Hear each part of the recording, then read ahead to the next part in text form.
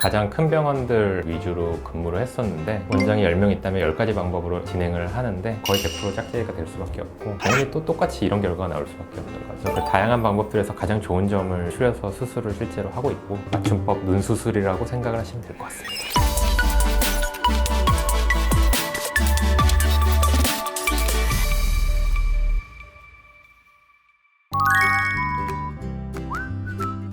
끝판왕이라고 생각을 하고 있습니다. 끝판왕이라고 생각을 하고 그걸 발전시키기 위해서 사실상 개원을 한 거고요. 가장 큰 병원들 위주로 근무를 했었는데 사실상 눈 성형을 각자 다 다른 방법으로 하고 특히 절개법의 경우에는 원장이 10명 있다면 10가지 방법으로 진행을 하는데 그 방법을 사실상 가장 많은 경우를 실제로 본 게 저라고 생각을 하고 그래서 내가 최선의 방법을 조합해서 수술해야겠다라고 생각한 게 은하수 절개법이라는 것의 실체라고 생각합니다. 근데 다른 원장님들도 다른 분들 많이 보고 배웠으면 비슷한 결과가 나오지 않을까요? 대부분은 좋은 결과들이 나오죠. 우리나라 성형외과 기술은 워낙 좋기 때문에. 근데 실제로 디테일을 따져보면 장단점이 있어요, 원장님마다. 예를 들어서 어떤 원장님은 흉터나 이런 거리 정말 감쪽같이 안 나오는 데 비해서 약간 풀리는 빈도가 높다든지, 또 어떤 원장님은 흉터가 조금 많이 생기는 반면 절대 풀리지 않는다든지, 또 어떤 원장님은 약간 라인의 높이가 높은데 화려한 느낌이 잘 나는데 자연스러운 거 원하는 사람들은 살짝 불만족이 된다든지 라는. 근데 이게 조작하는 방법마다 그런 차이가 있을 거라는 생각 때문에 제가 이제 틈날 때마다 다양한 원장님들이 그런 디테일한 부분을 어떻게 다르게 하는지를 그런 걸 보고 왜 이 방법을 했을 때는 이런 패턴으로 풀리는가 라는 이런 걸 좀 더 발전해서 이렇게 해야겠다라는 생각들을 굉장히 많이 한 편이고, 대부분 성형외과 의사들은 한두 병원에서 가르침을 받고 그 병원의 한 가지 방법으로 하는 경향들이 많은데 저는 조금 다양한 원장님들한테 배우게 된 셈이죠. 그 다양한 방법들에서 가장 좋은 점을 추려서 수술을 실제로 하고 있고, 은하수 절개법이란 건 결국 한 개 변하지 않는 방법이 있는 게 아니라 환자의 눈 상태, 또 왼쪽 오른쪽 눈의 3차원적인 구조에 따라서 맞춰서 적용을 하는 일종의 맞춤법 눈수술이라고 생각을 하시면 될 것 같습니다.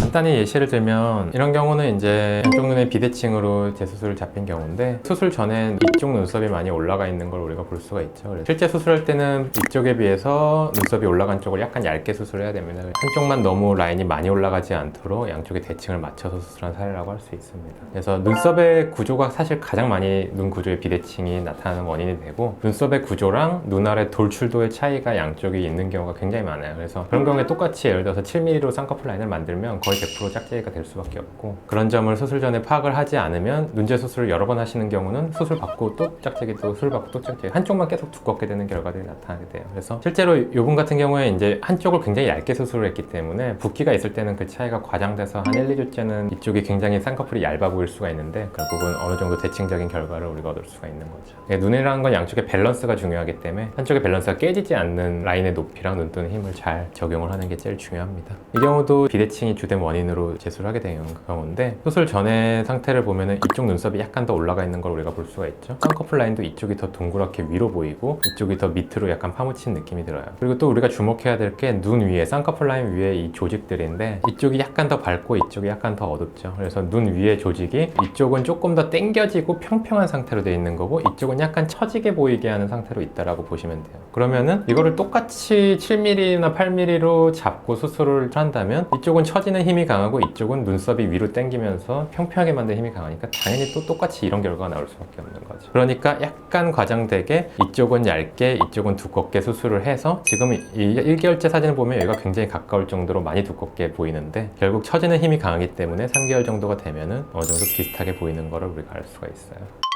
사람들이 이제 은하수 절개법이라 그러면 내가 이제 칼을 대고 수술 시간 동안 이루어지는 행위라고 생각을 하기가 쉽지만, 수술 전의 디자인과 계획과 제 머릿속에서 일어나는 일이 훨씬 더 중요한 부분이 있죠. 그래서 그 모든 철학까지 포함한 디자인과 맞춤형 계획이 은하수 절개법이라는 개념에 포함이 된다고 할 수가 있는 거죠.